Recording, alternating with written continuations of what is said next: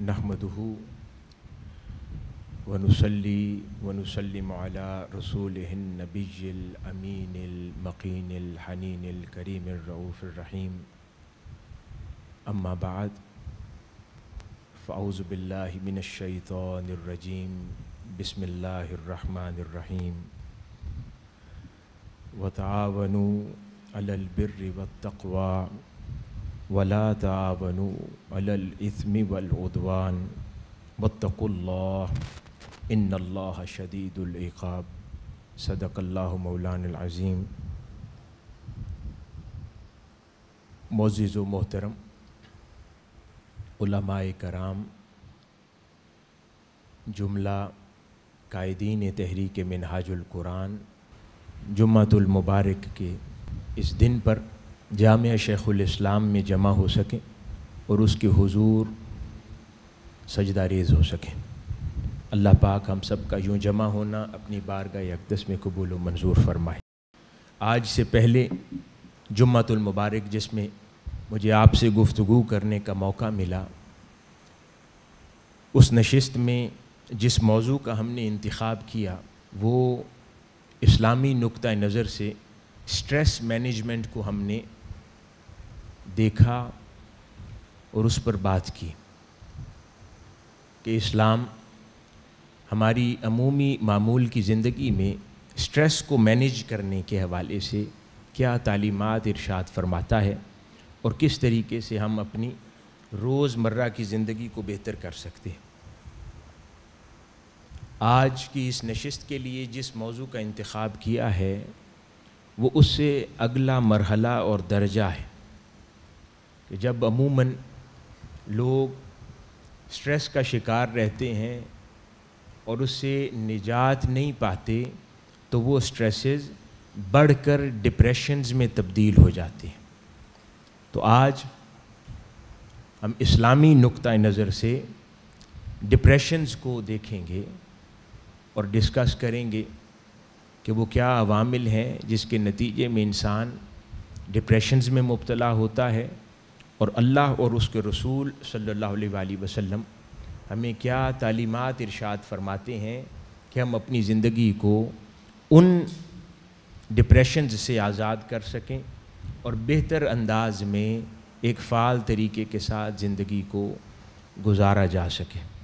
हाज़रीन मुकर्रम, अल्लाह रब्बुल इज़्ज़त ने इंसानी जिस्म को तख्लीक फरमाने के बाद शाहकार फरमाया कि इंसान मेरी तख्लीक का शाहकार है, यानी इसके अंदर इतने निज़ाम हाय ज़िंदगी रख दिए हैं कि उनके अंदर एक एक पहलू पर भी साइंटिस्ट्स, डॉक्टर्स, फ़िलासफ़र्स, राइटर्स, मुहक्किकीन अपनी ज़िंदगियां गुजार दें तो उस पूरे जिस्म के एक पहलू को भी कामिल तरीके से एक्सप्लोर नहीं कर पाते।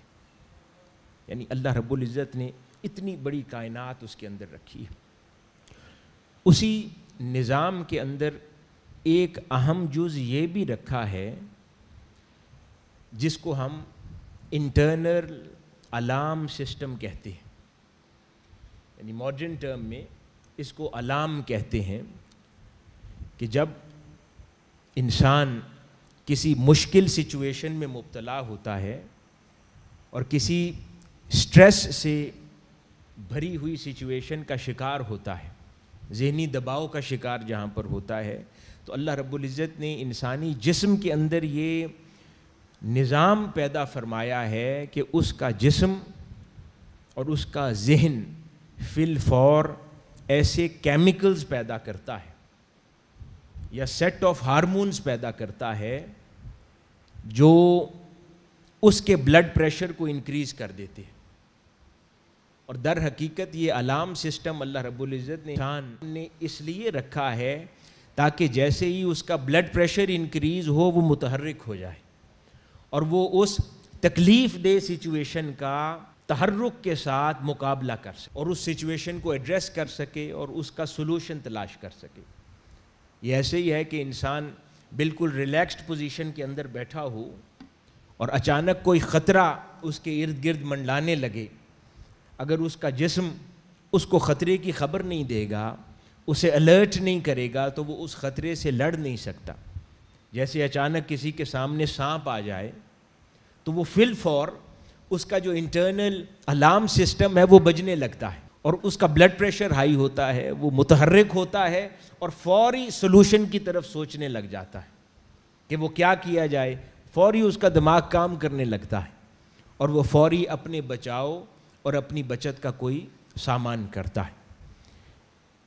لیکن یہی جو ہمارا سائیکیٹرک اور سائیکولوجیکل نظام ہے, اس کی نیچرل فلو یہ ہے کہ جیسے ہی وہ خطرہ ٹل جائے تو اس انسانی ذہن کو واپس نارمل ریلیکسڈ پوزیشن میں جانا چاہیے.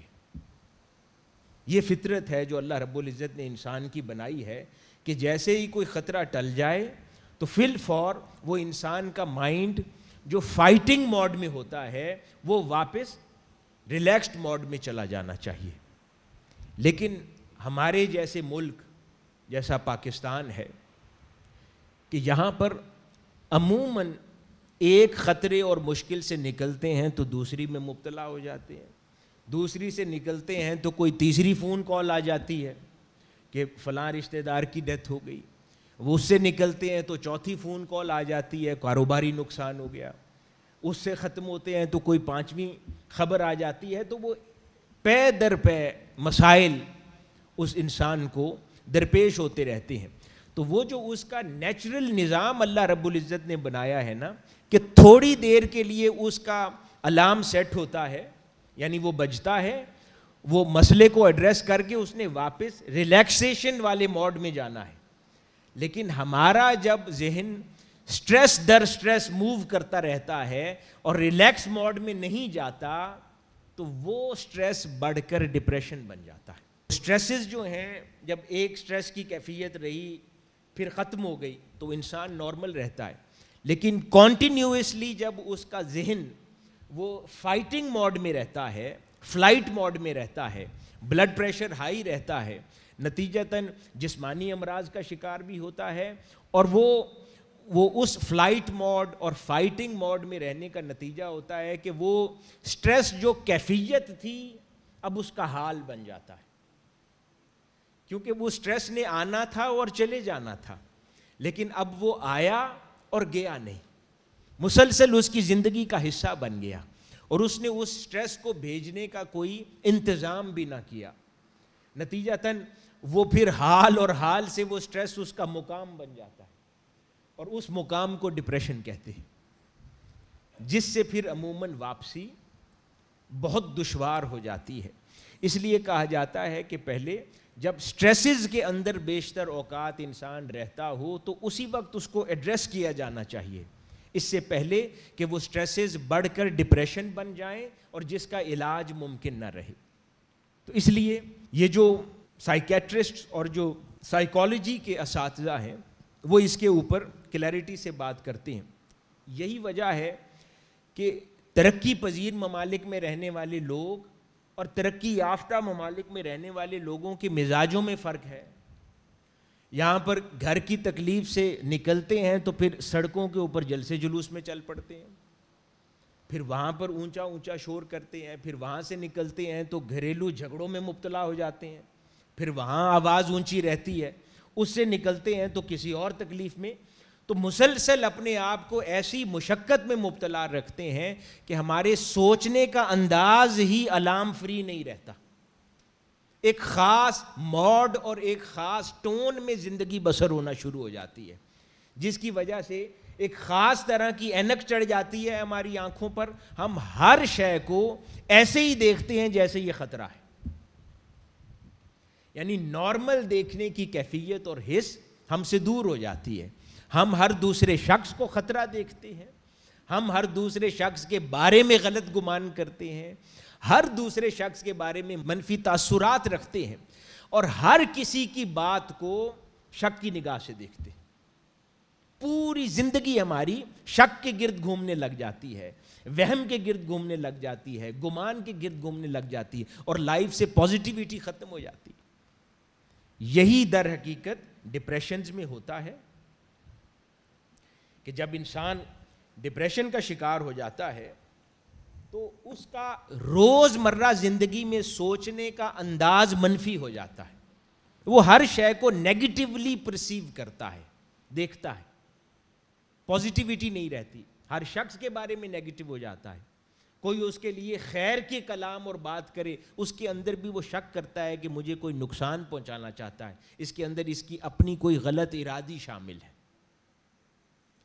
مسئلہ باہر نہیں ہوتا, مسئلہ انسان کے اندر ہوتا. اب ایسے شخص کو کوئی لاکھ بھی چاہے کہ اسے سمجھائے کہ بھائی آپ بیمار ہیں, آپ ٹریٹمنٹ کروا لیں, وہ یہ بات نہیں سمجھے گا. آن اے لائٹر نوٹ, ایک مزاح کی بات ہے, مجھے کسی شخص نے یہ سنایا حقیقی واقعہ کہ اس کا کوئی دوست تھا, اس کو اس نے کہا, روز اس کی باتیں سنتا تھا, وہ سمجھ گیا کہ یہ ڈپریشنز میں ہے, نیگیٹو مائنڈ سیٹ ہے, تو بہت اس کو سمجھاتا رہا, نہ سمجھا.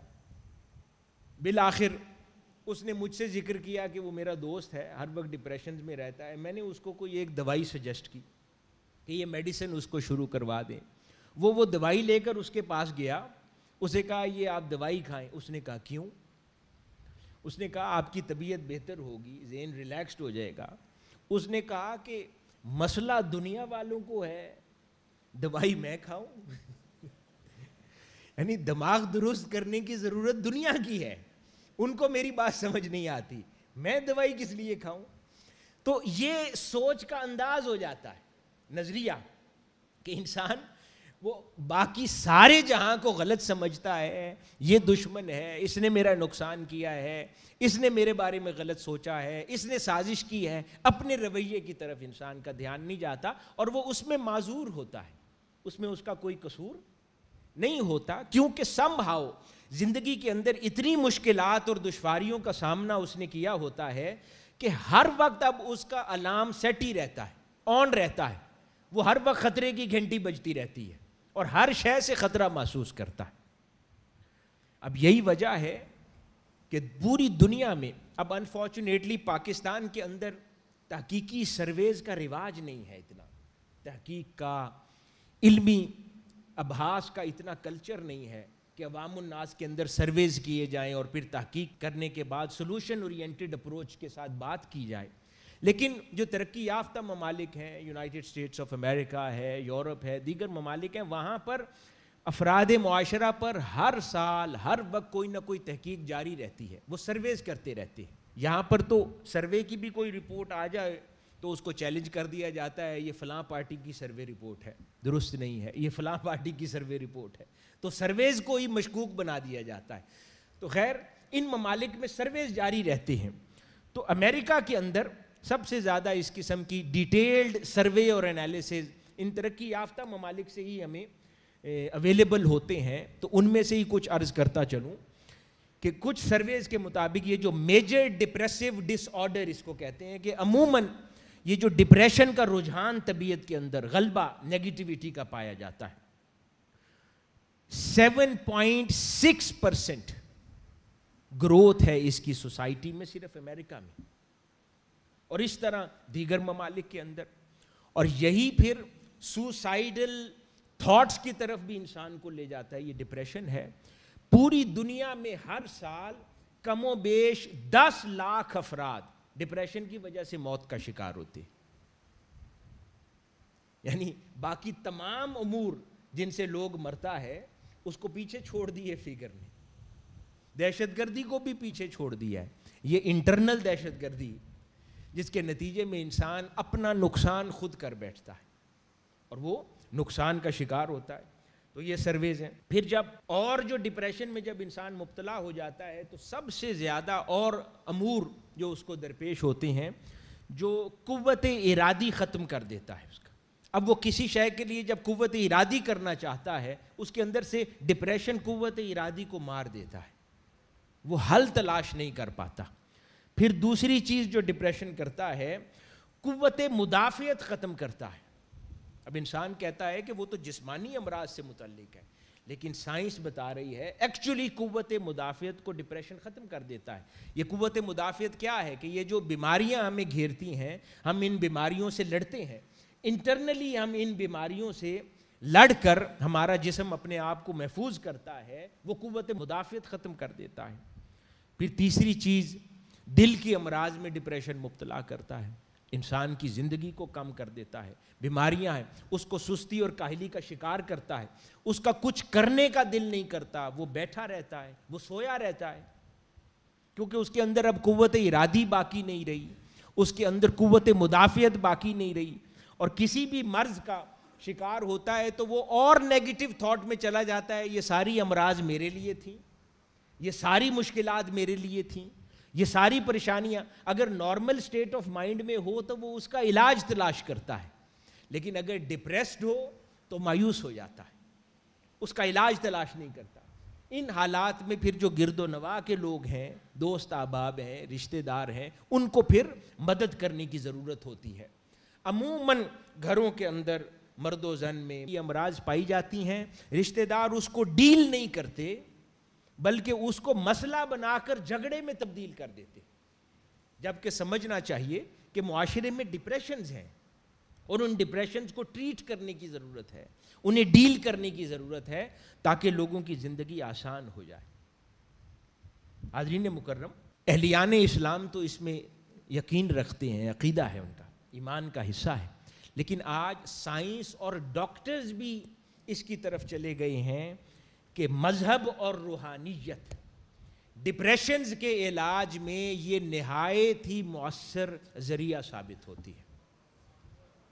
تو وہ لوگ جو لوگوں کو روحانیت سے توڑتے ہیں، بزرگان دین کی صحبت اور نسبت سے توڑتے ہیں، اللہ والوں سے دور کرتے ہیں، تصوف کو کنٹروورشل بناتے ہیں، وہ در حقیقت لوگوں سے امید چھینتے ہیں، وہ لوگوں سے ان کی روز مرہ کی زندگی میں جو سٹریسز ہیں اور ڈپریشنز ہیں، ان کی زندگی میں وہ نعمت ان سے چھینتے ہیں، ان کو روحانیت سے دور کرتے ہیں۔ تو آج تو سائنس بھی اس نتیجے پہ پہنچ گئی ہے کہ روحانیت ڈپریشنز کا علاج ہے، کیونکہ روحانیت تزکیہ نفس کرتی ہے، روحانیت اللہ کی ذات پر توکل مضبوط کرتی ہے، روحانیت انسان کے اندر سے دنیاوی امیدوں کو ختم کر کے اپنی امیدوں کو اللہ کی ذات کے ساتھ وابستہ کرنا سکھاتی ہے، اور دنیا سے نسبتوں کو جدا کر کے اپنی نسبت کو اللہ اور اس کے رسول صلی اللہ علیہ وآلہ وسلم کی ذات کے ساتھ پختہ کرنا سکھاتی ہے۔ تو اس لیے آج سائنس بھی اس نتیجے پر پہنچی ہے کہ یہ روحانیت اور دین در حقیقت مذہبی تعلق یہ انسان کے اندر ڈپریشنز دور کرتا ہے، اور یہ صرف اسلام کے لیے نہیں، انہوں نے کہا ہے کسی بھی مذہب کے ساتھ لوگ تعلق رکھتے ہوں اور اپنی زندگی میں مذہب کو اہمیت دیتے ہوں، ان کی زندگی اندر ڈپریشنز کا اماؤنٹ کم ہے، ڈپریشنز کی کوانٹٹی کم ہے۔ ہاں، اب اس کا ایک دوسرا پہلو بھی ہے، کئی بار مذہبی طبقات بھی لوگوں کو ڈپریشن دینے کی وجہ بن جاتے ہیں، یعنی وہ مذہبی رجحان جس نے لوگوں کا ڈپریشن دور کرنا ہے، وہی اگر بیٹھ کر عالم دین کوئی اس مسند پر بیٹھا ہوا شخص لوگوں پر فتوے لگائے، لوگوں کے سر ترش کلام کرے، لوگوں کو چھوٹا محسوس کروائے، لوگوں کے ساتھ ترش اور سخت کلام کرے، لوگوں کے اوپر ان کی کم مذہبیت اور ان کی دینی علوم کے اندر کم فہمی یا دین کے اوپر مکمل عملداری نہ ہونے کے اس عمل کو ان کو جتائے اور اپنے اور اس کے درمیان ایک بڑا فرق دکھائے، در حقیقت لوگوں کو یہ عمل بھی ڈپریشن دینے کا باعث بن جاتا ہے۔ تو اس لیے مذہب اور روحانی امور کو ڈپریشن ختم کرنے کی وجہ ہونا چاہیے، نہ کہ ڈپریشن دینے کی وجہ۔ تو جو لوگ صحیح معنوں میں اللہ اور اس کے رسول صلی اللہ علیہ وآلہ وسلم کی عطا کردہ تعلیمات کی روشنی میں معاشرے کی خدمت کرتے ہیں، وہ دین اور روحانیت کے ذریعے ڈپریشنز کے خاتمے کا سبب بھی بنتے ہیں، اور یہ آج کی سائنس کلام کر رہی ہے۔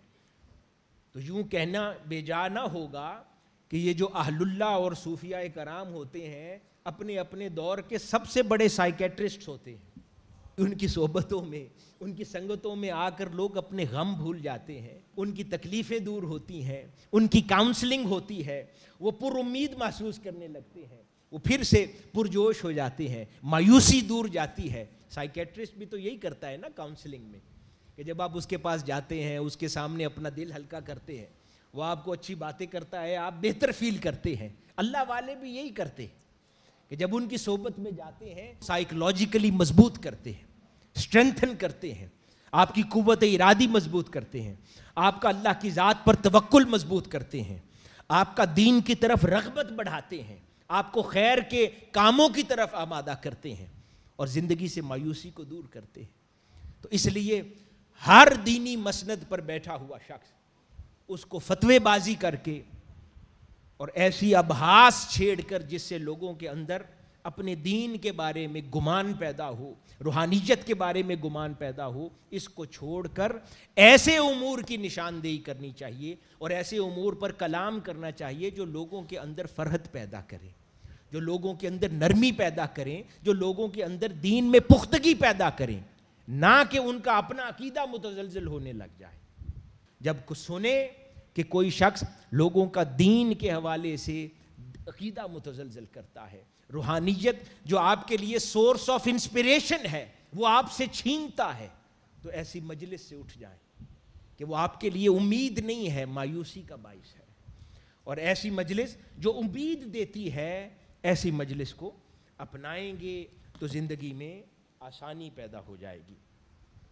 حاضرین گرامی، میں نے عرض کیا کہ دین ڈپریشنز کو دور کرتا ہے، عقیدہ ڈپریشنز کو دور کرتا ہے، روحانیت ڈپریشنز کو دور کرتی ہے. کیسے دور کرتی ہے؟ اب اس کی طرف چلتے ہیں کہ دین، سوال پیدا ہوتا ہے کہ دین یہ ایک میڈیکل ایشو ہے، دین اس کو کیسے ڈیل کرتا ہے یا ہمارے اعمال اس کو کیسے ڈیل کرتے ہیں؟ اب اس پر کلام کرتے ہیں.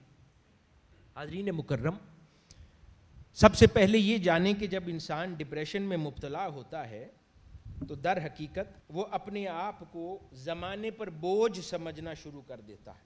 وہ سمجھتا ہے کہ میرا کسی کو کوئی فائدہ نہیں ہے، مجھ سے کسی کو کوئی فائدہ نہیں ہے، میں بوجھ ہوں.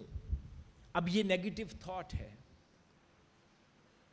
کوئی میرے بارے میں اچھا گمان نہیں رکھتا، یہ نیگیٹو تھاٹ ہے. کوئی مجھ سے پیار نہیں کرتا، یہ نیگیٹو تھاٹ ہے. میری کسی کو ضرورت نہیں ہے، یہ نیگیٹو تھاٹ ہے. میں معاشرے کا کوئی بھلا نہیں کر سکتا، یہ نیگیٹو تھاٹ ہے. جبکہ کائنات میں کوئی انسان اللہ پاک نے ایسا نہیں پیدا فرمایا جس کی معاشرے کو ضرورت نہیں ہے. کوئی جان اللہ پاک نے ایسی نہیں پیدا فرمائی کہ جس کی معاشرے میں اہمیت نہیں ہے. اللہ پاک نے کوئی جان ایسی کائنات میں پیدا نہیں فرمائی، یہاں تک کہ جانور ایسا پیدا نہیں فرمایا جس کا نظام میں کوئی ضرورت نہ ہو. ہر ایک شخص اور جاندار کی کائنات میں ضرورت ہے. تو اس لیے کبھی ایسا تصور اور خیال پیدا ہو تو یہ نیگیٹو تھنکنگ ہے، اس کو ٹریٹ کرنے کی ضرورت ہے، اس کی حقیقت ماننا ضروری نہیں ہے. اب اس کو دین انٹرٹین کرتا ہے، اس کا علاج بھی دین ہمیں عطا فرماتا ہے. اب وہ کیسے کرتا ہے؟ میں ایک اور میڈیکل سائنس کی زبان میں ایک بات عرض کرتا ہوں، اس کے بعد پھر میں اللہ اور اس کے رسول صلی اللہ علیہ وآلہ وسلم نے ہمیں کیا عطا فرمایا ہے اس کی طرف چلتے. حاضرین مکرم، آپ نے دیکھا ہوگا جو لوگ ایکسرسائز کا معمول رکھتے ہیں، جاگنگ کرتے ہیں یا رننگ کرتے ہیں یا جم جاتے ہیں، گھنٹوں جم میں ایکسرسائز کا معمول رکھتے ہیں، وہ دیکھتے ہوں گے کہ ایک خاص ٹائم اور محنت جب اس ایکسرسائز میں اس دن میں کر چکتے ہیں نا، تو اس کے بعد ایک خاص قسم کی فرحت انہیں محسوس ہوتی ہے. جسم تو بے شک تھکتا ہے، لیکن وہ دن بھر کی جو سٹریسز ہوتے ہیں وہ اس کو ریلیکسڈ فیل کرتے ہیں. یہ وہی جان سکتا ہے جو ایکسرسائز کرتا ہے، جو رننگ کرتا ہے، دوڑتا ہے، پارک میں جاتا ہے، آؤٹ ڈور واک کرتا ہے، فریش ایئر لیتا ہے. تو وہ کہتا ہے، لوگ ہائکنگ کرتے ہیں، پہاڑوں پہ جاتے ہیں، آؤٹنگ کرتے ہیں، اسکاؤٹنگ کرتے ہیں، کیمپنگ کرتے ہیں، تو وہ لوگ جانتے ہیں. یا آپ سارے دن کی مصروفیت ہو، پھر اچانک کچھ چھٹیوں پہ سرد مقامات پر پہاڑی علاقوں میں چلے جائیں تو وہ پورے مہینے بھر کا جو ذہنی دباؤ ہوتا ہے وہ دور ہو جاتا ہے. پھر ایکسرسائز کرتے ہیں، چلتے ہیں. یہ سب کیا ہے؟ وہ ایکسرسائز آپ کی تکلیف کو کیسے دور کر رہی ہے؟ وہ تو جسم تھکتا ہے، پھیپھڑے پھول رہے ہیں، سانس چڑھتا ہے، اس کا ایک ایلیمنٹ تو یہ ہے کہ آپ کا وزن گھٹتا ہے، اپنے آپ کو فٹ رکھتے ہیں جسمانی طور پر، لیکن ایک اور فرق بھی محسوس ہوتی ہے۔ ڈاکٹرز بتاتے ہیں، سائنس، کہ جب انسان 3 میل یعنی 3 مائلز دوڑ چکتا ہے، یا جو ایکسرسائز کر رہا ہے اس کا عدد یا اماؤنٹ یا کوانٹم 3 مائلز رننگ کے ایکول ہو چکا ہے، تو پھر اس کا جسم ایک سیٹ آف ہارمونز پیدا کرتا ہے، ہارمونز پیدا کرتا ہے جس کو اینڈوفین کہتے ہیں۔ کیا کہتے ہیں؟ اینڈوفین کہتے ہیں کہ جب وہ 3 مائلز رننگ کرتا ہے تو اس کا جسم ایک سیٹ آف ہارمونز پیدا کرتا ہے جسے اینڈوفین کہتے ہیں، اور وہ اینڈوفین میں وہی کچھ ہوتا ہے جو ریلیکسنٹ گولی میں ہوتا ہے۔ اس اینڈوفین میں وہی کچھ ہوتا ہے جو اینٹی ڈپریسنٹ گولی میں ہوتا ہے۔ وہ آرٹیفیشلی ہم تھرو ٹیبلٹ باڈی میں انٹر کرتے ہیں، اور یہ اللہ پاک نے جسم کے اندر رکھا ہے۔ یہ ایسے ہی ہے جیسے انسولین ورک کرتی، کہ جن کی جسم پیدا کرنا بند کرتی ہے تو وہ آرٹیفیشلی انجیکٹ کرتے ہیں تاکہ وہ جسم کے اندر اس کی ضرورت کو پورا کرے۔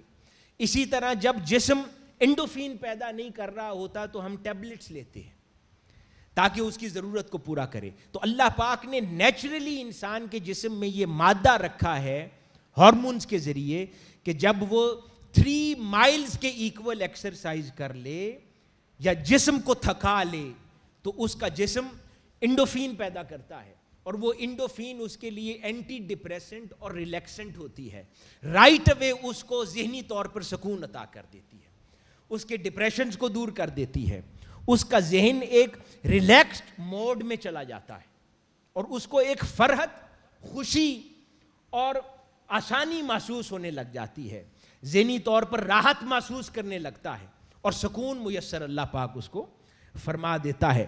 تو یہ بیسیکلی انڈوفین کرتی ہے۔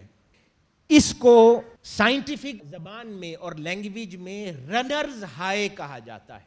کیا کہا جاتا ہے؟ رنرز ہائی، کہ جو 3 مائلز دوڑا اس کے اندر رنرز ہائی پیدا ہوا، اور وہ رنرز ہائی یہ ہے کہ جو انڈوفین اس میں پیدا ہوئی، اور وہ انڈوفین اور مورفین کی ساخت ایک ہے۔ یہ جو نیند کی گولیوں میں ہوتا ہے نا، وہ انڈوفین میں بھی ہوتا ہے، جو اس کو ذہنی طور پر آسودگی مہیا کر دیتی ہے۔ تو اس کو رنرز ہائی کہتے ہیں۔ اب سوال پیدا ہوتا ہے کہ میں نے یہ بات کیوں کی؟ میں نے عرض کیا، سائنس کہتی ہے کہ دین ڈپریشنز کا علاج ہے، روحانیت ڈپریشن کا علاج ہے۔ وہ کیسے ہے؟ یہ سائنس ہی ہمیں بتا رہی ہے آج، ابھی میں علماء کی بات نہیں کر رہا، یہ سائنس ہی بتاتی ہے کہ 3 مائلز دوڑنے کے نتیجے میں یا اتنا اپنے جسم کو تھکانے کے نتیجے میں جسم نے جتنی انڈوفین پیدا کی تھی جو اس کو ذہنی سکون مہیا کرتی ہے اور زندگی میں راحت پیدا کرتی ہے، اس کے مخلوق خدا کی خدمت کرنے کے نتیجے میں بغیر تھکے اتنی کوانٹٹی آف انڈوفین پیدا ہوتی ہے۔ یہ سائنس ہے، اور یہ سائنسدان اور ڈاکٹرز کہہ رہے ہیں، اور اللہ اور اس کے رسول صلی اللہ علیہ وآلہ وسلم نے 1400 سال پہلے ہمیں بتایا کہ جب انسان کے اندر سے ڈپریشنز جاتے ہیں، اس کو راحت ملتی ہے، ذہن آسودہ ہوتا ہے، ذہن سکون میں جاتا ہے، تو اس کی زندگی بڑھتی ہے، لائف پرولونگ ہوتی ہے، سٹریسز ریڈیوس ہوتے ہیں تو لائف پرولونگ ہوتی ہے۔ اور تاجدار کائنات صلی اللہ علیہ وآلہ وسلم نے کیا فرمایا؟ اگر تم چاہو کہ اللہ پاک تمہاری زندگی بڑھا دے تو پھر اللہ کی مخلوق کی خدمت کیا کرو۔ جب تم چاہو کہ اللہ پاک تمہاری زندگی لمبی کر دے تو پھر خیرات کیا کرو، لوگوں کی تکلیفیں دور کیا کرو۔ قربان جائیں کہ آج 1400 سال بعد سائنس اس نتیجے پہ پہنچی ہے، اور اللہ کے رسول صلی اللہ علیہ وآلہ وسلم نے یہ نتیجہ اخذ کر کے 1400 سال پہلے ہمیں عطا فرمایا ہے کہ وہ انڈوفین جو جسمانی تھکاوٹ سے پیدا ہونی ہے، وہ بغیر تھکے مخلوق خدا کی خدمت سے بھی پیدا جسم کرتا ہے۔ وہی سیٹ آف ہارمونز جسم پیدا کرتا ہے جو ایکسرسائز سے پیدا ہوتا ہے۔ یعنی جم سے آپ نکلتے ہیں تو فرحت محسوس کرتے ہیں، اللہ کی راہ میں خدمت کے نتیجے میں بھی فرحت محسوس کرتے ہیں۔ یہ وہ خاص نقطہ ہے جس کی وجہ سے آج کا سائنسدان، ریسرچر، سائیکیٹرسٹ اس نتیجے پہ پہنچے ہیں اور کہتے ہیں کہ دین اور روحانیت ڈپریشنز کا علاج ہے، کیونکہ وہ انڈوفین میں ڈپریشن کا علاج ہے۔ جو لوگ ڈپریشن میں مبتلا ہو جاتے ہیں نا، تو ان کا جسم انڈوفین پیدا کرنا بند کر دیتا ہے، جس کی وجہ سے پھر ڈپریشن کی میڈیسنز آرٹیفیشل انجیکشنز کرتے ہیں اس انڈوفین کا، جس سے وہ ان کے بیلنس کرتے ہیں تھاٹ کو۔ اور اگر نیچرل بیہیویئر ہی لائف ہیلدی گزاری گئی ہو تو پھر وہ ڈپریشن سے نجات مل جاتی ہے۔ اب اس سے ایک اور سوال کا جواب بھی ملتا ہے۔ مجھ سے کئی بار لوگوں نے یہ پوچھا، مسلمانوں کے چہروں کے اوپر سکون تو دیکھتے ہیں، وہ سمجھ آتا ہے کہ دین کی وجہ سے ہے، روحانیت کی وجہ سے ہے، قلبی سکون ہے، چہرے کے اوپر پریشانی کا آثار نمایاں نہیں ہوتے، چہرے پہ ایک خاص قسم کی سکون اور اٹریکشن ہے۔ وہ کہتے ہیں لیکن تمام نہیں، کچھ نان مسلمز کے چہروں پر بھی دیکھتے ہیں۔ وہ کہاں سے آتا ہے؟ وہ یہ انڈوفین دیتی ہے۔ کیوں؟ کیونکہ وہ لوگ بھی جب بے لوث اور بغیر کسی غرض کے مخلوق کی خدمت میں داخل ہو جائیں، مذہبی تقسیم کے علاوہ ان کا جسم وہ انڈوفین پیدا کرتا ہے، اور ان کی جسم میں وہ راحت رہنا شروع ہو جاتی ہے، ذہنی سکون رہتا ہے، ذہنی آسودگی رہتی ہے، جس کی وجہ سے ان کی زندگی ڈپریشن فری ہو جاتی ہے۔ تو کسی بھی عقیدے سے تعلق ہو اور مذہب سے، کوئی انسان اخلاص کے ساتھ اپنی زندگی کو مخلوق خدا کی خدمت میں جوڑ لے تو اللہ پاک اس کو سائنٹیفکلی اور میڈیکلی سکون عطا فرما دیتا ہے اور مرحمت فرماتا ہے اور زندگی کو اس کے لیے آسان فرما دیتا ہے۔ حاضرین مکرم، ڈاکٹرز اور سائنٹسٹ بتاتے ہیں کہ جب ہم لوگوں کی خدمت کرتے ہیں، خلق خدا کی خدمت کرتے ہیں، اس کا ذریعہ صرف معاشی خیرات نہیں ہے، جسمانی خدمت بھی ہے۔ وہ کہتے ہیں کہ کسی کی جب آپ مدد کرتے ہیں تو در حقیقت آپ سب سے پہلے اپنے آپ کی مدد کر رہے ہیں۔ جب آپ کسی کی مدد کرتے ہیں نا، تو وہ در حقیقت آپ اپنے آپ کی مدد کر رہے ہیں، کیونکہ میڈیکلی اپنے آپ کو فٹ کر رہے ہیں۔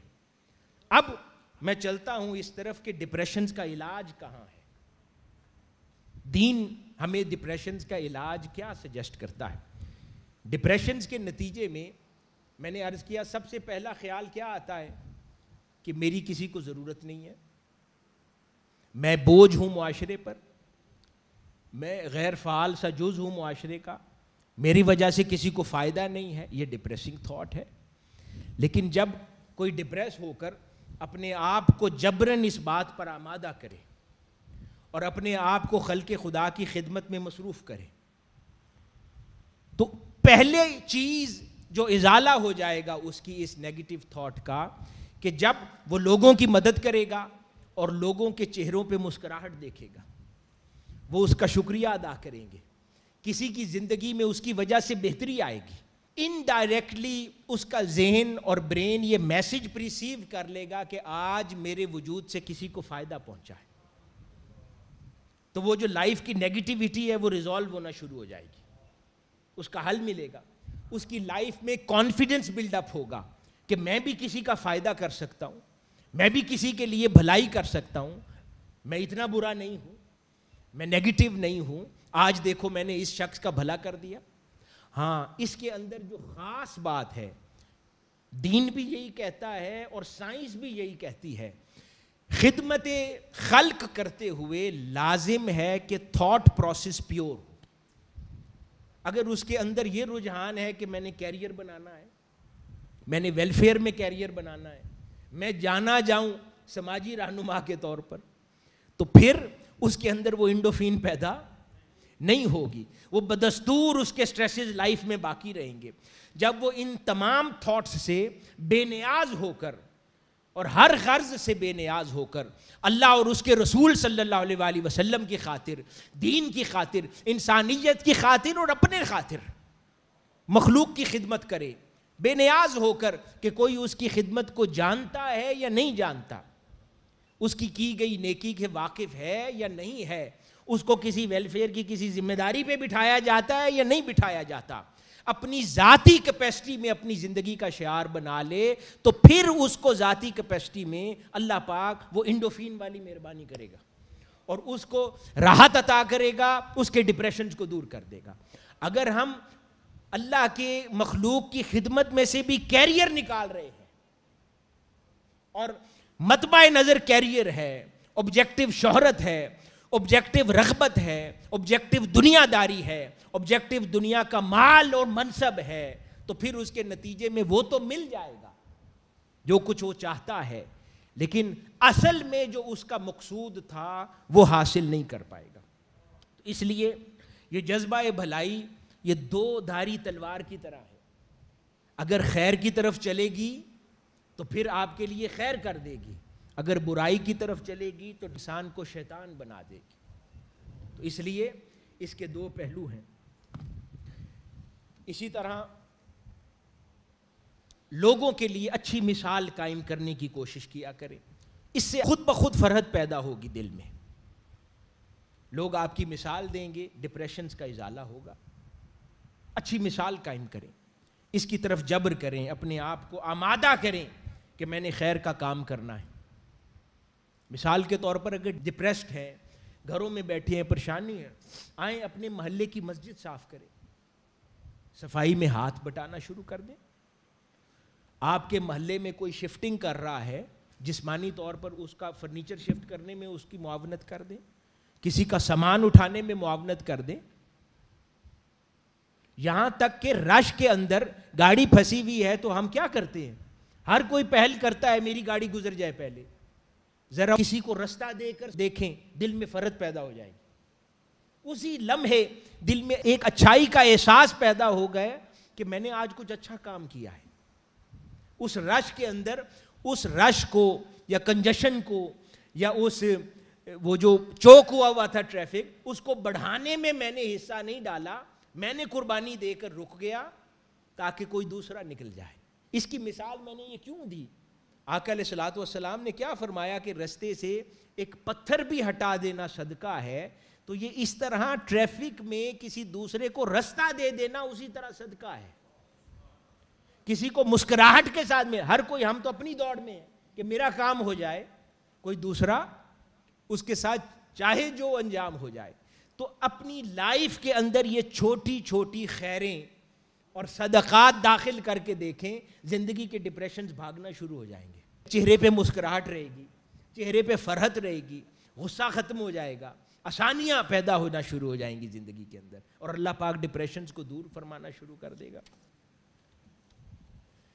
کیونکہ یہ بھلائی کا جذبہ در حقیقت انسان کو پرسکون کرتا ہے، اور کل دین کی تعلیمات ہی یہی ہے۔ آقا علیہ الصلوۃ والسلام فرماتے ہیں اپنے بھائی کو مسکراتے چہرے سے ملو، اس کے پیچھے کیا راز پوشیدہ ہے کہ کوئی سٹریس میں ہے اور تمہارا بھی سٹریسفل چہرہ دیکھے گا تو اس کا سٹریس بڑھانے کی وجہ بنو گے، اور اگر کوئی سٹریس میں تمہارے پاس آتا ہے اور تمہارا حشاش بشاش کھلتا ہوا چہرہ دیکھتے ہو، اس سے پیار کی بات کرتے ہو، اس سے نرمی کی بات کرتے ہو، شگفتگی کی بات کرتے ہو، مزاح کی بات کرتے ہو، اور وہ آپ کی صحبت سے دل ہلکا لے کر چلا جاتا ہے، تو ذرا سوچئے اللہ پاک کے حضور وہاں آپ کا مرتبہ ایک لمحے میں کتنا اونچا ہو گیا کہ میرا ایک بندہ تکلیف میں اس کے پاس آیا اور اپنا دل ہلکا کر کے چلا گیا، تکلیف اس کی صحبت میں چھوڑ گیا اور دل ہلکا لے کر واپس لوٹا۔ اور دوسرا میڈیکلی آپ کو ایک اچھا احساس دے دے گا۔ حدیث مبارکہ کے مطابق وہ جو ایک خاتون تھی جس نے ایک پیاسے کتے کو پانی پلا دیا تھا، ایک خیر کا کام تھا نا، اس خیر کے کام نے اس کو جنت دے دی، اس کی آخرت بھی سنوار دی۔ برے اعمال میں مبتلا تھی، ہر کوئی اسے برا کہتا ہوگا، ہر کوئی اس کو گناہگار کہتا ہوگا، کوئی اس کی صحبت میں نہیں بیٹھتا ہوگا، کوئی اس کے ساتھ دوستی کرنا پسند نہیں کرتا ہوگا کہ یہ گناہگار ہے، یہ خطاکار ہے، یہ کبائر میں مبتلا خاتون ہے۔ لوگ تو اس سے بھلائی نہیں لیتے ہوں گے، لیکن اس نے ایک کتے کو پانی پلا کر بھلائی کی۔ اللہ پاک نے اس ایک عمل سے اس کی آخرت بھی اچھی کر دی اور اس کی دنیا بھی سنوار دی ہوگی کہ وہ ایک اچھے احساس کے ساتھ لوٹی ہوگی، میں اتنی بری بھی نہیں ہوں، میں نے ایک جاندار کی مدد کی ہے، میری وجہ سے ایک کتا زندہ ہے آج. یعنی اس احساس کے ساتھ جب لوٹی ہوگی تو اللہ رب العزت نے اس کی جو ذہنی اذیت میں وہ مبتلا ہوگی. لوگ پریشانیوں میں ہوتے ہیں, گناہگار ہوتے ہیں, گناہوں میں مبتلا ہوتے ہیں, ہم ان کو دھتکار دیتے ہیں. کبھی سوچا ہے عین ممکن ہے کہ وہ ہر روز ذہنی اذیت میں مبتلا رہتا ہو کہ میری اس سے جان کیسے چھوٹے, میں جان نہیں چھڑا سکتا, ہر روز ذہنی کرب میں مبتلا رہتا ہو. وہاں پر اس کو ایک سوشل سپورٹ کی ضرورت ہے, نہ کہ اس کو مجلسوں سے دھتکار دیا جائے, اٹھا دیا جائے کہ تو گناہگار ہے چلا جا, بلکہ اس کو پیار اور شفقت سے اس کے اندر اصلاح کو پیدا کر دیا جائے تو اس کے اندر بھی یہ بہتری پیدا ہو جائے گی اور خیر پیدا ہو جائے گی. اسی طرح ڈپریشنز جو ایک اور خاص طبیعت میں شے پیدا کرتا ہے, انسان تنقیدی ہو جاتا ہے. یہ لوگوں کو سمجھ نہیں ہے اس بات کی. انسان کئی بار سوچتا ہے نا کہ فلاں شخص ہر وقت تنقید کرتا ہے, اور وہ اپنی تعریف یوں کرتا ہے کہ میں بہت کریٹیکل تھنکر ہوں, میں ہر چیز کو کریٹیکلی اینالائز کرتا ہوں, جبکہ سائنس کہتی ہے یہ ڈپریشن میں سے ہے کہ جب کوئی ہر شے پہ تنقید کرتا رہتا ہو, در حقیقت یہ ڈپریشن ہے, کیونکہ اس کو کسی شے میں پازیٹیویٹی نظر ہی نہیں آتی. ہم اس کو اس کی فطرت کا برا جانتے ہیں کہ یہ فطرت کا گندا ہے. نہیں, وہ ہو سکتا ہے وہ مرض میں مبتلا ہے, اس کو ڈپریشن ہو, ہم نے اس کا علاج نہیں کیا, وہ تکلیف میں ہے, وہ ذہنی کرب سے گزرتا ہو, وہ ذہنی اذیت سے گزرتا ہو, تو وہ ہر چیز میں کرٹیسزم کرتا ہے, ہر چیز میں نکتہ چینی کرتا ہے, ہر چیز کے اندر وہ کیڑے نکالتا ہے.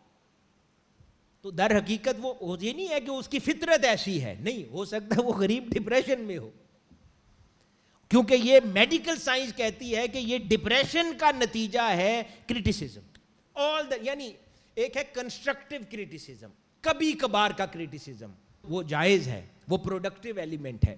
جو ہر چیز میں کبھی کسی کو کسی شے میں خیر نظر ہی نہ آئے, جب اس سے پوچھیں وہ صرف کرٹیسائز کرے, یہ غلط تھی. تو یہ در حقیقت میڈیکلی پروون فیکٹ ہے, یہ ڈپریشن ہے. تو اپنے آپ کو اس پر کنٹرول کرنے کی ضرورت ہے اور اس کی نشاندہی کرنے کی ضرورت ہے. اور اگر کوئی آپ کے سرکل میں ایسا ہے تو اس سے غصہ کرنے کی ضرورت نہیں ہے, وہ میڈیکل ٹریٹمنٹ مانگتا ہے, تو اس کے ساتھ نرمی برتے, نہ کہ اس کے ساتھ چڑچڑاہٹ کا شکار ہو جایا جائے کہ وہ اس کو ضرورت ہے ہیلپ کی. اسی طرح نماز بہت اہم ذریعہ ہے ڈپریشن سے خاتمے کا. وہ کیسے؟ ڈپریشنز کے اندر ڈاکٹرز کیا سجیسٹ کرتے ہیں؟ کاؤنسلنگ. کیا سجیسٹ کرتے ہیں؟ کاؤنسلنگ, کہ آپ سائیکیٹرسٹ کے پاس جائیں, سائیکو تھراپسٹ کے پاس جائیں. وہ آپ کے ساتھ کیا کرتا ہے؟ باتیں کرتا ہے, آپ کے دل کے اندر پوشیدہ باتیں نکلواتا ہے, اور پھر صرف آپ کو پیشنٹ لسننگ دیتا ہے. آپ کا آدھا مسئلہ حل ہو جاتا ہے پیشنٹ لسننگ سے ہی, کیونکہ آپ دیر تک بیٹھ کے سنتے ہیں. اس لیے میں نے کہا کہ ہر دور میں صوفیاء کرام سے بڑا کوئی سائیکیٹرسٹ نہیں ہوا, صوفیاء کرام سے بڑا کوئی سائیکو تھراپسٹ نہیں ہوا, کیونکہ وہ لسنر. اور تاجدار کائنات صلی اللہ علیہ وسلم نے کیا فرمایا؟ فرمایا بہترین انسان وہ ہے جو سب سے بہتر لسنر ہے, پھر ہی وہ سلوشن دے سکتا ہے. تو اس لیے وہ لسننگ کرتا ہے. اس کو کاؤنسلنگ کہتے ہیں کہ آپ کسی کے پاس تنہائی میں بیٹھ کے, اور جو کاؤنسلرز کے پاس جاتے ہیں وہ کیا کہتے ہیں کہ میرے فلاں فلاں جاننے والے کو مت بٹھاؤ, پھر میں اپنے دل کی باتیں کروں گا. جو سائیکو تھراپسٹ کے پاس جاتے ہیں نا, کہ جن سے شکوے ہوتے ہیں, کہتے ہیں فلاں فلاں کو نہ بٹھانا مجلس میں, پھر تنہائی میں تمہارے ساتھ دل کی بات کروں گا تاکہ دل ہلکا ہو جائے. تو حاضرین مکرم, اگر اس کاؤنسلنگ سے ہی دل ہلکا ہونا ہے تو ذرا اللہ پاک کے ساتھ راز و نیاز کر کے دیکھیں, ذرا تنہائی میں وہ دل کی باتیں اپنے مولا سے کر کے دیکھیں. اور اگر وہ رشتہ کاؤنسلنگ کا اللہ کی ذات کے ساتھ مضبوط کر لیں, خدا کی عزت کی قسم ڈپریشن چلے جائیں گے. وہ روز باتیں ساری دن میں 5 وقت اللہ پاک، کاؤنسلر سے تو جا کر اپوائنٹمنٹ لیتے ہیں نا، مہینے بعد وہ اس کے پیسے لے لیتا ہے، تو اللہ پاک فرماتا ہے میں موجود ہوں تمہارے لیے، 5 بار دن میں میرے پاس آؤ، کوئی چارجز نہیں ہے، سب فری ہے، بس آؤ اپنا دل میرے ساتھ ہلکا کیا کرو، مجھ سے اپنا راز و نیاز کیا کرو، اپنے دل کی باتیں کیا کرو، دن بھر کی جو تکلیفیں تمہیں ہیں مجھ سے شیئر کیا کرو، مجھ سے باتیں کیا کرو، میں علاج بھی کر سکتا ہوں، کاؤنسلر تو مشورہ دے سکتا ہے نا، میں تمہیں اس کا علاج بھی دے سکتا ہوں، میں اختیار رکھتا ہوں۔ تو یہ راز و نیاز اللہ پاک سے کر کے دیکھیں، اپنی یہ عادت بنا لیں، پختہ کریں۔ 5 وقت نماز اس لیے کہا گیا کہ اس سے بھی ڈپریشنز کا خلاصہ ہوتا ہے۔ ہم کیا کرتے ہیں کہ ڈپریشن میں مبتلا ہو کے الٹا دین چھوڑ دیتے ہیں، نماز سے رغبت ہٹ جاتی ہے، سارا دن پڑے رہتے ہیں۔ اس کے برعکس انسان جب محسوس کرے کہ میرے اندر ڈپریشنز آ رہے ہیں، وہ اور زیادہ رغبت کرے، نماز کی طرف رغبت کرے، نوافل کی طرف رغبت کرے، تہجد گزاری کی طرف رغبت کرے، تلاوت قرآن کی طرف رغبت کرے، چھوڑ دے جہاں کا جھنجھٹ سارا، اگر جہاں اسے تکلیف دیتی ہے وہاں نسبت جوڑ لے، جہاں سے تکلیف نہیں ملتی وہاں سے خیر ملے گی، اللہ کی ذات کے ساتھ پختہ تعلق قائم کر لے، چھوڑ دے سارے جہاں کا ناتا، وہ ایک ناتا قائم کر لے جہاں سے کسی کو کوئی تکلیف نہیں پہنچے گی۔ تو یہ کاؤنسلنگ کا ریلیشن شپ اللہ کے ساتھ قائم کر لیں، اپنے دل ہی دل میں اپنے مولا سے باتیں کیا کریں، اپنے ہر دکھ اپنے مولا سے شیئر کیا کریں۔ آقا علیہ الصلوۃ والسلام نے کیا فرمایا؟ دعا مانگا کرو، دعا عبادت کا مغز ہے۔ یہ دعا کیا ہے؟ یہ دعا مناجات ہے، کبھی رو کر، کبھی گڑ گڑا کر، کبھی ہنستے، کبھی سوتے، کبھی جاگتے، کبھی چلتے پھرتے، کبھی تکلیف میں، کبھی پریشانی میں، دل ہی دل میں اپنے مولا سے ہم کلام رہا کرو۔ سب سے پیارا ساتھی ہے تنہائی کا، سب سے پیارا ساتھی ہے جلوت و خلوت کا۔ اگر یہ رشتہ مضبوط ہو جائے تو دنیا کے دوستوں کی ضرورت نہیں، وہ ایسا کامل دوست ہے کہ اس سے مناجات پختہ ہو جائیں تو انسان تنہائی محسوس نہیں کرتا اور ڈپریشنز قریب نہیں آتے۔ یہی وجہ ہے کہ سارے جہاں کو ڈپریشنز ہو جائیں، اللہ والوں کو نہیں ہوتے، کیونکہ انہوں نے کاؤنسلر بڑا چن لیا ہوتا ہے، مضبوط کاؤنسلر ان کا ہوتا ہے، ساری مناجات، کاؤنسلنگ، مشورے، سب باتیں اپنے مولا سے کرتے ہیں۔ وہ تعلق مضبوط کر لیتے ہیں تو زندگی ان کی آسان اور ڈپریشنز فری ہو جاتی ہے۔ تو نماز ڈپریشنز کا علاج ہے۔ توبہ بڑی اہم بات ہے۔ One of the major reasons, جس کو سائنس کہتی ہے، one of the major reasons depression کی گلٹ ہوتی ہے۔ کیا ہوتا ہے؟ گلٹ، کسی بھی برے عمل کا گلٹ، بوجھ، جس کو وہ لوگوں سے کہہ نہیں سکتا، لوگوں سے بیان نہیں کرتا، لیکن دل میں ایک بوجھ ہوتا ہے کہ یہ مجھ سے نہیں کیا جانا تھا، چاہے وہ زندگی کے فیصلے ہی کیوں نہ ہو، چاہے وہ کوئی برا عمل ہی کیوں نہ ہو، چاہے کسی کے ساتھ زیادتی کا عمل کیوں نہ ہو، اب وہ لوگوں سے کہہ نہیں سکتا کہ لوگ اس کو برا بھلا کہیں گے، لیکن دل ہی دل میں وہ بوجھل رہتا ہے کہ میں نے یہ کیوں کیا، مجھ سے یہ کیوں سرزد ہو گیا۔ تو حاضرین مکرم، اس لیے تو کہا کہ دین میں ڈپریشنز کا علاج ہے۔ اللہ پاک نے کہا مجھ سے توبہ کرو۔ توبہ انسان کے گلٹ کو ریموو کرتی ہے، دل پر جو اتنے بوجھ ہوتے ہیں سچی توبہ دور کر دیتی ہے، اس میں بھی ڈپریشن کا علاج ہے۔ اور اس لیے تاجدار کائنات صلی اللہ علیہ وسلم نے تو سنت عطا فرمائی کہ دن میں 70 مرتبہ توبہ فرماتے ہیں، تو دن میں جتنی مرتبہ بھی توبہ کرتے رہیں انسان گلٹ فری ہوتا ہے، انسان کا دل اجلا ہو جاتا ہے، اس سے ہر بوجھ دور ہو جاتا ہے۔ تو خود بخود آدھے ڈپریشنز کا علاج توبہ میں پنہا ہے۔ اس لیے توبہ کو بھی خصوصیت کے ساتھ بیان کیا گیا کہ یہ ڈپریشنز کا علاج ہے۔ پھر لوگوں کے ساتھ تعمیری تبصرے کیا کریں، کوشش کیا کریں۔ اگر لگتا ہے کہ میں جب بھی کلام کروں گا تو کوئی ڈپریسنگ بات ہی کروں گا، تو اس پہ خاموش رہا جا سکتا ہے، کم از کم اپنے آپ کو اس بات پر آمادہ کیا جا سکتا ہے کہ میں نہ تبصرہ کروں. اگر میں کسی کی دل آزاری کی وجہ بنتا ہوں تو میں تبصرہ نہ کروں، خاموش رہوں، اس کی کوشش کی جاتی ہے. پھر ڈپریشنز کے اندر نیگیٹو تھاٹس آتے ہیں کئی بار کسی کا نقصان کرنے کے،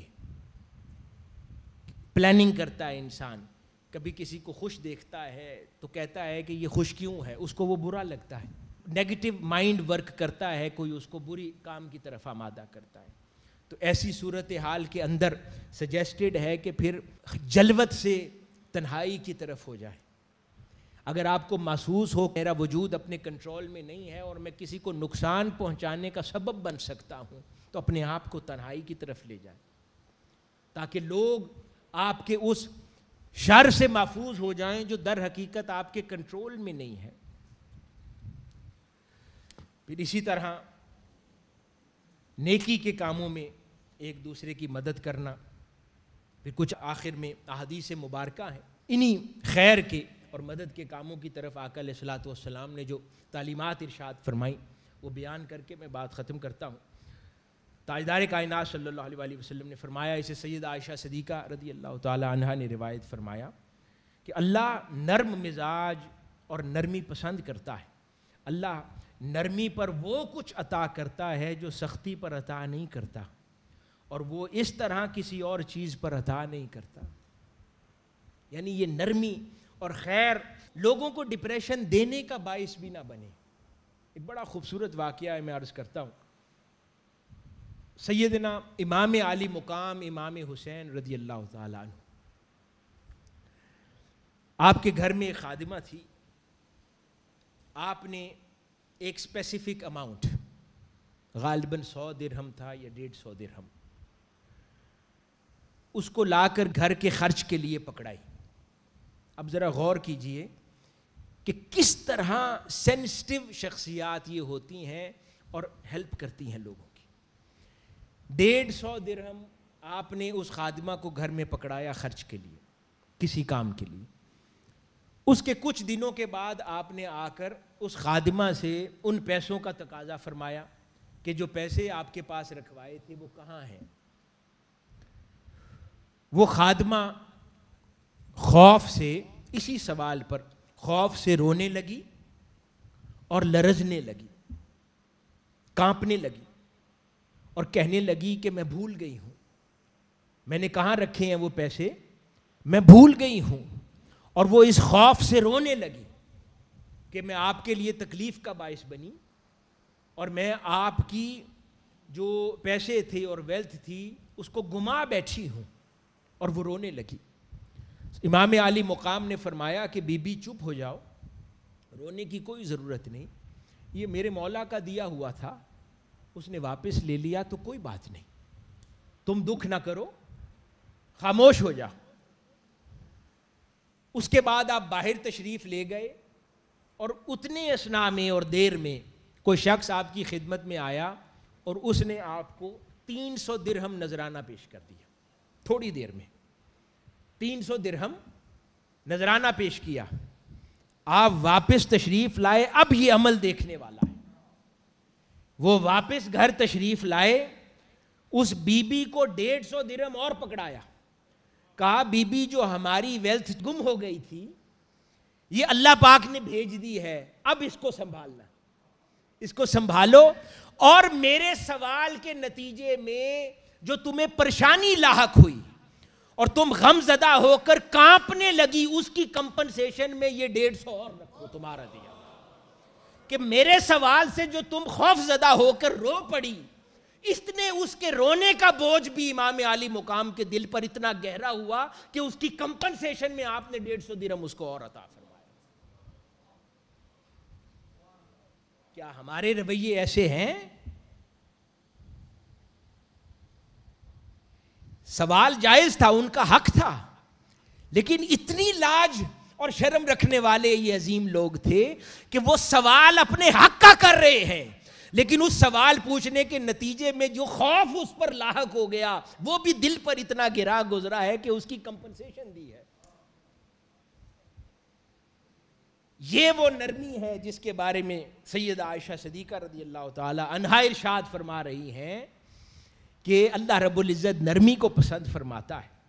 اسی طرح ایک اور حدیث مبارکہ ہے، آقا علیہ الصلوۃ والسلام نے ارشاد فرمایا تم اس وقت تک جنت میں داخل نہیں ہو سکتے جب تک ایمان نہ لے آؤ، اور تم اس وقت تک ایمان نہیں لا سکتے جب تک تم ایک دوسرے سے محبت نہ کرو۔ کیا میں تمہیں ایسی چیز نہ بتاؤں جسے اگر تم کرو گے تو ایک دوسرے سے محبت کرنے لگے گے؟ بس آپس میں سلام پھیلاؤ۔ یہ نہیں ہے کہ لفظاً سلام ایک دوسرے کو دیکھ کے کرتے رہو، وہ بھی ضروری اور واجب ہے، لیکن سلام یعنی سلامتی پھیلانے والے ہو۔ آپ کسی کے لیے باعث خوف نہ رہیں، باعث سختی نہ رہیں، یعنی شفقت، نرمی، محبت، بس آپ ہر کسی کے لیے وہ اس کا باعث بن جائیں۔ باقی اللہ پاک مہربانیاں کرے گا۔ انسان اگر نرمی برت لے گا اللہ کی خاطر، اللہ پاک اس کے کاموں میں خود مینجمنٹ بہتر فرما دے گا، آسانی فرما دے گا اس کے لیے۔ میں اب موضوعات بیان کر دیتا ہوں کہ وہ اور کیا امور ہیں جس کی وجہ سے ہم لوگ ڈپریشن سے خلاصی حاصل کر سکتے ہیں۔ اپنے گلی محلوں علاقوں کو صاف رکھیں۔ کوئی کام بھی کرنے کے لیے نہیں ہے نا تو آپ اپنے گلی محلوں کی صفائی میں مصروف ہو جائیں۔ کہیں کوڑا پڑا دیکھیں اس کو صاف کریں، لوگوں کے لیے آسانی کر دیں۔ کہیں پتھر پڑا دیکھیں اس کی صفائی کر دیں۔ کسی بیوہ خاتون کو دیکھیں وہ پریشان ہے، اس کے لیے سودا سلف لانے کی خدمت انجام دے دیں۔ سیدنا ابو بکر صدیق رضی اللہ تعالیٰ عنہ کی سنت پر عمل کریں۔ خلیفۃ المسلمین بن کر آپ کیا فرماتے تھے؟ آپ اس بڑھیا نابینا کے گھر تشریف لے جا کے اس کے دن بھر کا کام کر دیتے تھے، اور وہ کام پہل کرتے ہوئے سیدنا عمر فاروق رضی اللہ تعالیٰ عنہ بھی پہنچ جاتے تھے۔ وہ دیکھیں کہ جب وہ پہنچے ان سے پہلے اس بڑھیا کے گھر کا کام ہوا ہو۔ ایک دن چھپ کے دیکھا کہ یہ کون کر کے جاتا ہے، دیکھا کہ وہ سیدنا ابو بکر صدیق رضی اللہ تعالیٰ عنہ کر کے جاتے ہیں۔ قربان جائیں ان لوگوں کے تھاٹ پروسیس پہ۔ سیدنا ابو بکر صدیق رضی اللہ تعالیٰ عنہ خلیفۃ المسلمین بنے، پہلا دن تھا، اپنے مشیر خاص سیدنا عمر فاروق رضی اللہ تعالیٰ عنہ سے مشورہ کیا، اے عمر آج خلافت کا پہلا دن ہے، کیا کیا جائے؟ کیا کیا جائے؟ سیدنا عمر فاروق رضی اللہ تعالیٰ عنہ نے فرمایا کہ اے میرے بھائی ابو بکر، پہلا دن خلافت کا کیوں نہ اس بڑھیا کے گھر کی خدمت سے شروع کیا جائے جس کے گھر کا کام تاجدار کائنات صلی اللہ علیہ وآلہ وسلم بھی کر کے تشریف لاتے تھے۔ یہ تھاٹ پروسیس ہے، سوچنے کا انداز۔ بیماروں کی عیادت کریں۔ اگر وسائل نہیں ہے تو ضروری نہیں ہے کہ جب تک وسائل نہیں ہے تو خدمت نہیں کی جا سکتی، جسمانی طور پر تو کی جا سکتی۔ کوئی پیسے پکڑائے اس کو بازار سے دوائیاں تو لا کے دی جا سکتی ہے نا، جسمانی مشقت کی جا سکتی ہے، وہ بھی آپ کو اتنی ہی راحت میسر کر دے گی جتنی انسان چاہتا ہے۔ اسی طرح 10 ایسے امور، آخری بات کر رہا ہوں، جو قرآن مجید نے ہمیں تعلیم فرمائے ہیں کہ اگر ان کو غور سے اپنی زندگی کے اندر شامل کیا رکھے انسان تو اس سے بھی ڈپریشن اور سٹریسز کا ازالہ ہوتا ہے۔ سب سے پہلی چیز بزرگان دین نے فرمائی ہے وقت۔ وقت کی مینجمنٹ کو اپنی زندگی میں بہتر کریں، اس سے ڈپریشنز بہتر ہو جائیں گے۔ دوسری چیز، ہر مسئلے کو موقع جانیں۔ کیا کہا؟ ہر دشواری اور مسئلے کو اپنے لیے موقع تصور کریں کہ اللہ رب العزت نے یہ مسئلے میں مجھے مبتلا کر کے اپنی طرف آنے کا موقع دیا ہے، اپنی طرف اپنی اصلاح کرنے کا موقع دیا ہے، درستگی کا موقع دیا ہے، اپنے میٹرز کو ری وزٹ کرنے کا موقع دیا ہے، اثر نو اپنی زندگی کو نئی راہ پر استوار کرنے کا موقع دیا ہے۔ تو یعنی ہر مسئلے اور پریشانی کو موقع تصور کر لیں۔ فحش گوئی سے اجتناب کریں۔ وہ کہیں اس سے ڈپریشنز کا کیا تعلق ہے؟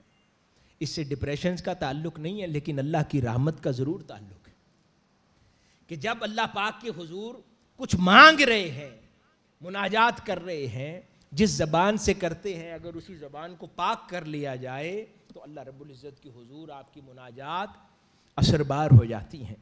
اپنی زندگی کے اندر عدل و انصاف کو پیدا کریں، یہ نتیجتاً آپ کی زندگی کے اندر آپ کے لیے عدل و انصاف پیدا کر دے گا۔ سوچ سمجھ کے بولا کریں، کیونکہ جو کچھ زبان سے کہتے ہیں وہ آپ کے اندر بھی گلٹ پیدا کر سکتا ہے اور بعد میں ڈپریشنز میں مبتلا کر سکتا ہے اور کسی دوسرے غریب کو بھی ڈپریشن میں ڈال سکتا ہے۔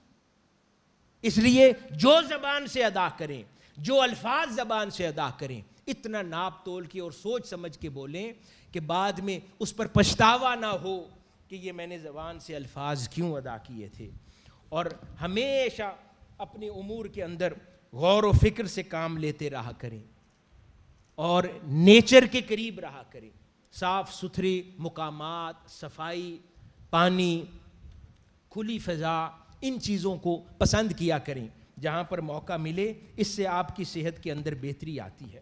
اور جن لوگوں کو آلریڈی ڈپریشن ہے اور سٹریس کا شکار رہتے ہیں، ان کی نشستوں سے دور رہیں۔ یہ نہیں ہے کہ ان کو ان کے حال پہ چھوڑ دیں، لیکن ان سے صحبت ایسے نہ کریں کہ وہ آپ کے ذہن پر حاوی ہو جائیں اور آپ اسی طرح کی سوچ میں مبتلا ہو جائیں۔ تو اپنی دوستانہ ان جگہوں پر رکھیں جہاں پر خیر محسوس ہو، جہاں پر نیگیٹو تھاٹ ہے ان لوگوں کو اپنے دوستانے سے دور رکھیں، اور جذباتی مزاج کو کنٹرول کرنے کی کوشش کریں، امور کو اور فیصلوں کو ٹھنڈے طریقے سے انجام دیا کریں، اور زندگی کے اندر ہر مسئلے کے اندر توازن اور اعتدال کیا کریں، اور طنز زبان سے ہر ممکن کوشش ہو کے انسان نکال دے، کیونکہ یہ بھی انسان کو لیٹر آن گلٹ پیدا کرتا ہے اور کسی دوسرے کو ڈپریشن دینے کی وجہ بھی بن سکتا ہے۔ حاضرین مکرم، یہ کچھ باتیں تھیں جو ڈپریشن سے متعلق اور اس کی خلاصی کے متعلق اللہ اور اس کے رسول صلی اللہ علیہ وآلہ وسلم کی تعلیمات کی روشنی میں ہم نے ذکر کی۔ اللہ پاک ان پر ہمیں عمل پیرا رہنے کی توفیق عطا فرمائے اور پورے عالم اسلام کو خیر کے ساتھ رکھے، امت محمدی صلی اللہ علیہ وآلہ وسلم کو خیر کے ساتھ ظاہری، باطنی، روحانی، جسمانی، ذہنی ہر طرح کی امراض سے اللہ پاک دور رکھے۔ والسلام وما علینا الا البلاغ۔